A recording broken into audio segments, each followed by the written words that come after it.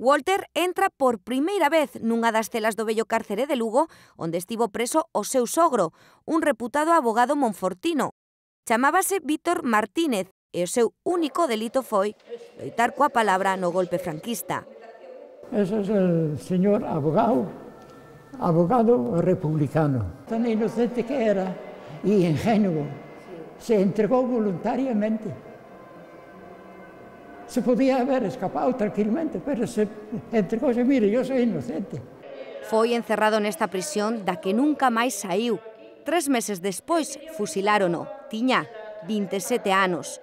Polo mesmo pasou José María Gallo, alcalde da Pontenova, no ano 36. Él sabía que lo iban a matar.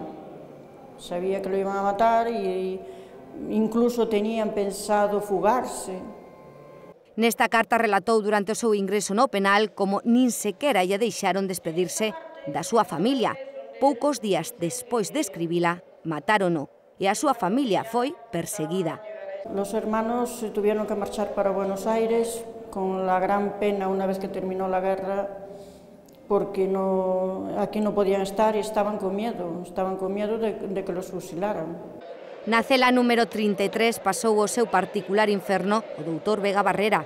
Él cuenta en sus cartas que, aparte de estar retenido y incomunicado, pues le trataron bastante mal. Le humillaron, le vejaron, tuvo un trato muy malo.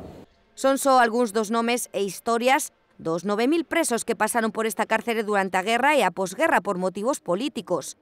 Agora o Concello e a Asociación da Memoria Histórica recupera a súa memoria cunha tripla exposición neste vello penal reaberto recentemente como centro cultural. O que se quere é que este edificio de reclusión sea un lugar de memoria, un espacio de memorias. E pártese de datos que están ata agora investigados, pero o obxectivo sería que se convertise en un centro de memoria e que a xente seguise aportando datos para que se fose ampliando. Foron moitos os familiares das vítimas que participaron na inauguración das mostras, nun acto que, pese ao numeroso público, invadiu dun silencio sepulcral o edificio, tan só co son do violín de fondo, para homenaxear os aquí caídos e reivindicar a democracia.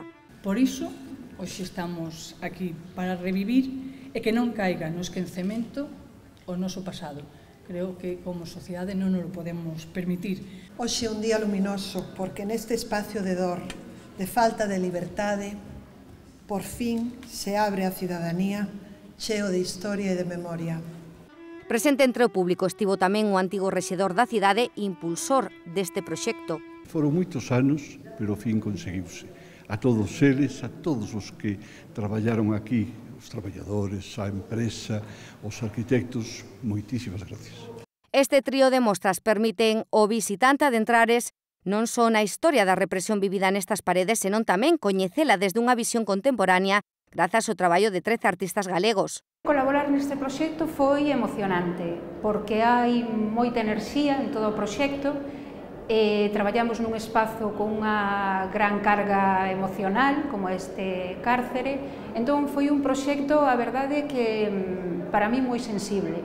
Os espazos expositivos contan con cartas escritas de puño e letra polos propios expresos ou obxetos que elaboraron durante o seu ingreso aquí.